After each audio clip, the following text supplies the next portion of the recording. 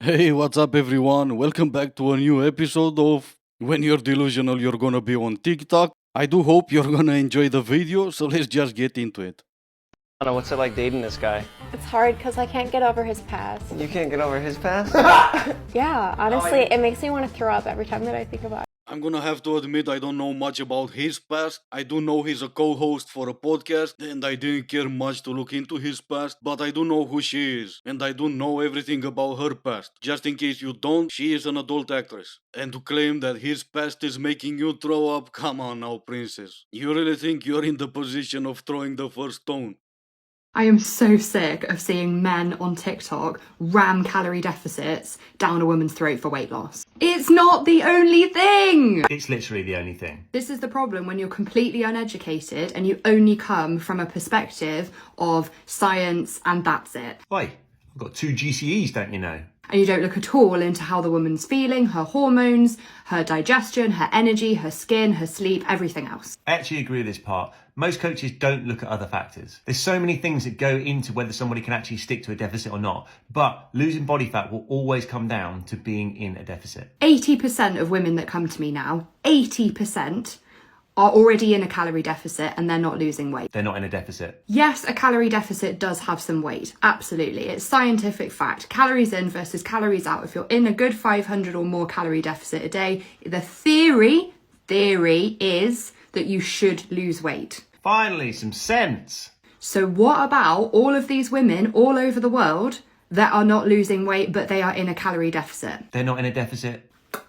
Anyone? They're not in a deficit. Oh yeah, man and their audacity. Even this guy mansplaining that you should consider science and not your feelings. In return, she did consider her feelings. Internet did hold her accountable, and you're never gonna guess what she did. Oh yeah, she deleted the video. Yeah, good talk. I'm glad we had this conversation. Cast your mind back a couple of months ago. I told you the story of a woman who fell in love with a giant rag doll, and they've had their ups and downs. She accused him of having an affair. She saw that he was cheating with someone. She now says that their child has been held hostage by captors who are demanding, and this is very specific, £161 for its release. She posted a TikTok video of herself putting up flyers in the neighbourhood. Has anyone seen him? Has anyone seen him? She has also quit work so she can search for his son. She said she received a video of him sitting in the corner of an abandoned building earlier this week. She said, there's part of me, I'm worried that they'll set him on fire. I can't sleep. No. I just love him so much.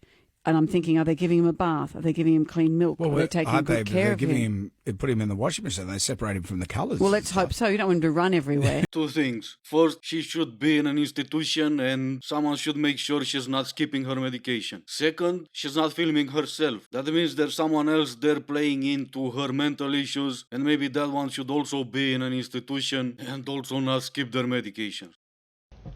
I see so many TikToks talking about how being an independent woman is so much better, and it's amazing that you don't have to depend on anyone else. But I'm exhausted. I own my own house. I'm in the process of buying my ex out. I can pay my own bills. I work full-time 5 days a week.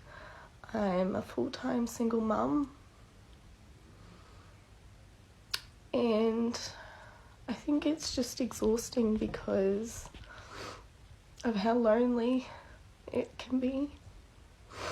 So I go out, I go clubbing just to be surrounded by people for my one night a week that I don't have my baby boy. And I'm lonely.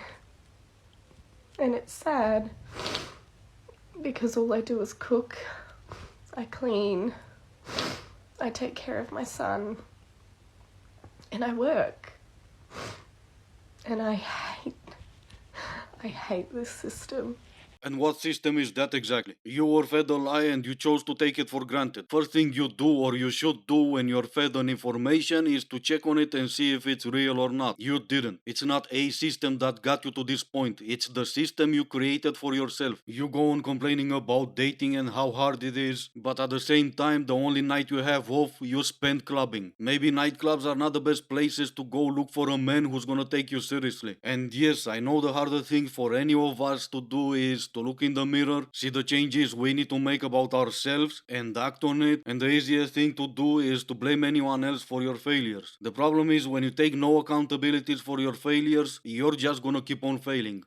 I think like the biggest thing that like annoys me in like the whole dating world is like talking stages. Like that's so annoying. Like the whole like, and just like the inconsistency in them. Like I literally like hate that like so much. But I think that's like my biggest thing. It's just like what specifically? Just like the fact of just like you like, I don't know how to word this.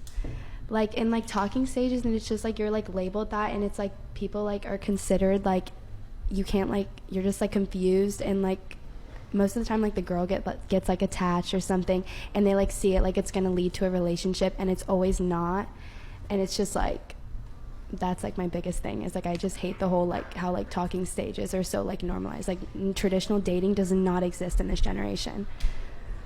Yeah, bummer. Does anyone wants to take one for the team and count how many times she said like, no? Yeah, me neither. Here's the thing, princess, and unfortunately I can't say this without hurting your feelings, but against popular beliefs, men are looking for someone smart when they're considering something long term. You are just not. Maybe that's the reason why you're not going past the talking stages, whatever that means anyway. I cannot imagine taking you on a second date because I have no idea what you're talking about, what you're saying. Even if I would be an F-boy and I would be looking just for some fun, I'll still not do it because listening to you for half an hour, it's not worth it. It's way too big of a headache you're giving me for the 30 seconds of disappointment that I'm giving you. I would just not put myself through a situation like that. Hi, my name is Erin. I use she, her pronouns, and I'm